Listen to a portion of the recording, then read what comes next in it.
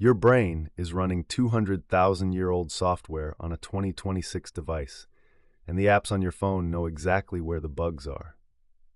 Wait, what? My brain has bugs? Not bugs exactly. Features that work perfectly on a savanna but go haywire when you point them at a TikTok feed. Your brain is doing exactly what it was built to do. The problem is the environment changed way faster than evolution could keep up. Okay, but I know doomscrolling is bad. Why can't I just stop? Because just stop is fighting a system that kept your ancestors alive. The part of your brain that makes you scroll is the same part that made early humans scan the horizon for predators. It never turns off. So my brain thinks Instagram is a lion. Kind of, yeah. Your amygdala, the brain's threat detector, treats negative news the same way it treats danger. It flags everything as you need to know this to survive, and it has no off switch for that. That's wild. So every bad headline is literally triggering a survival response? Every single one. And here's the kicker. Your brain actually gives negative information more weight than positive.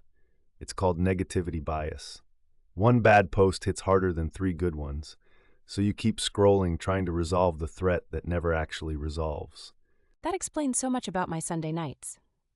Researchers at the University of Essex found that even a brief period of doom scrolling raises cortisol, your stress hormone, measurably. You feel worse, and yet you keep going. That's not weakness. That's a loop your biology built. Okay, so the brain is stuck in savanna mode. Got it. But where does dopamine come in? Everyone always talks about dopamine. Oh, dopamine is the real villain here, and it's not doing what most people think it does. Everyone says dopamine is the pleasure chemical. Are you telling me that's wrong? Completely wrong. Dopamine is not about pleasure, it's about anticipation. It fires when you expect a reward, not when you get one. The moment right before you find something good is when dopamine peaks. Wait, so it's the seeking, not the finding. Exactly. Neuroscientist Kent Berridge ran experiments on rats in the 90s that proved this. Blocking dopamine didn't make rats unable to enjoy food. It made them stop looking for it. Dopamine drives the search, not the satisfaction. So every time I scroll, my brain is like, ooh, the next thing might be amazing?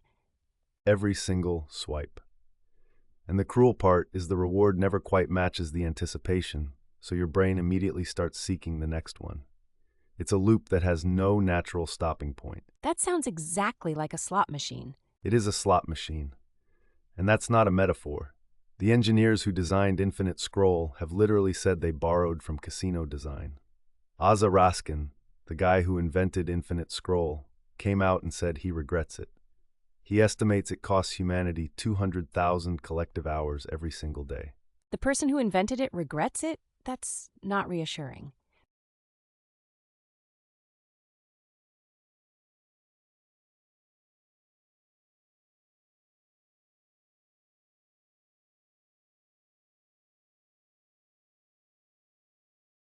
What do you mean natural stopping point? Like pages?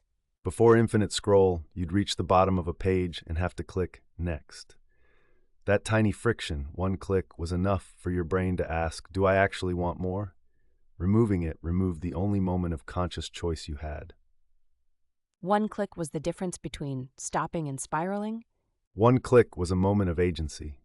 Without it, you're just in freefall. And in 2026, the AI recommendation engines have gotten so good at predicting what keeps you hooked that the content itself is now optimized to exploit the loop, not just the format. Okay, explain that. How do AI feeds make it worse?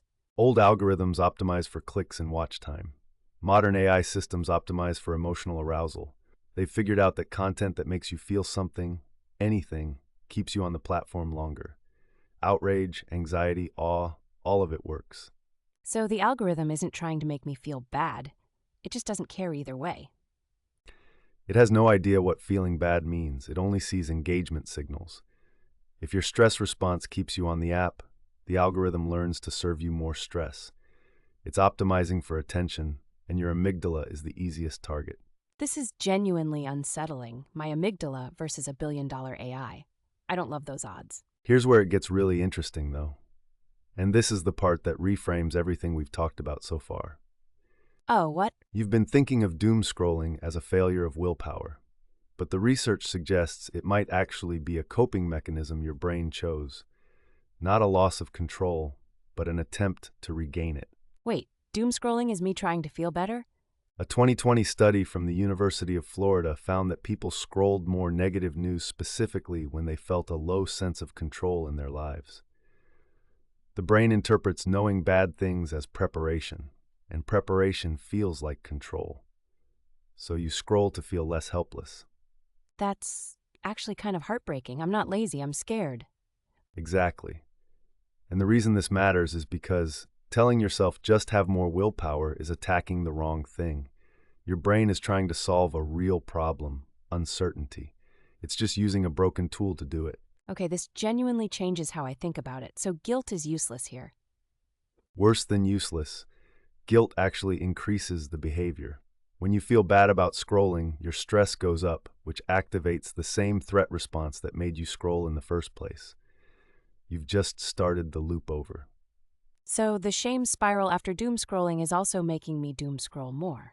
Beautiful. The whole system is incredibly self-reinforcing. Anxiety leads to scrolling, scrolling increases anxiety, guilt about scrolling adds more anxiety.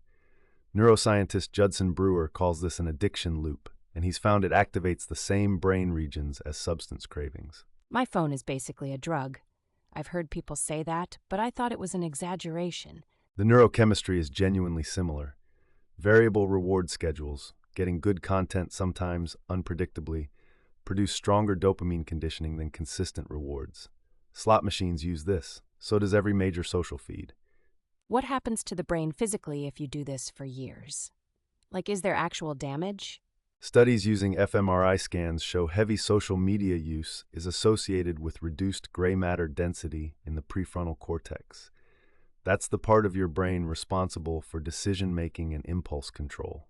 So the very tool you'd use to stop scrolling gets physically weaker the more you scroll. That's a genuinely vicious cycle. The more you do it, the less able you are to stop. And attention spans follow the same pattern. Microsoft research found average human attention span dropped from 12 seconds in 2000 to around 8 seconds by the mid-2010s. Roughly the same as a goldfish. That was before AI-optimized feeds. Nobody's measured what it is now. Please tell me there's something I can actually do about this, like today. There is, and it's not delete all your apps and move to a cabin.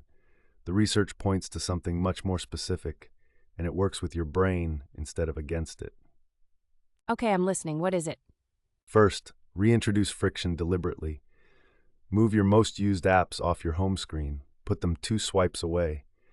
That tiny pause, that one moment of, wait, I have to go find it, is enough to let your prefrontal cortex wake up and ask if you actually want to do this. That's it? Just move the icon? Studies show that tiny friction cuts habitual app opens by up to 30%. You're not trying to stop yourself. You're just giving yourself a half second to choose. That's all your conscious brain needs to stay in the loop. Okay, what's the second thing? Address the actual need underneath the scroll. Remember, you're scrolling because you feel out of control of something.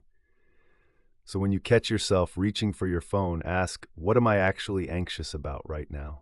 Name it out loud if you can. Naming a feeling activates the prefrontal cortex and dials down the amygdala, literally within seconds. So instead of scrolling through dread, I just say what I'm dreading. Psychologists call it affect labeling, and it's one of the most consistently replicated findings in emotion regulation research. You can't think your way out of anxiety, but you can name your way out of it. And once the amygdala quiets down, you don't actually want to scroll anymore because you were never doing it for fun. So the takeaway is, your brain isn't broken, it's scared, and the apps are designed to keep it that way. Your brain is doing its job. It's just that the job description was written for a world that no longer exists. The good news is that knowing the mechanism, the anticipation loop, the negativity bias, the control illusion, is already most of the way to breaking it. You can't unsee this now.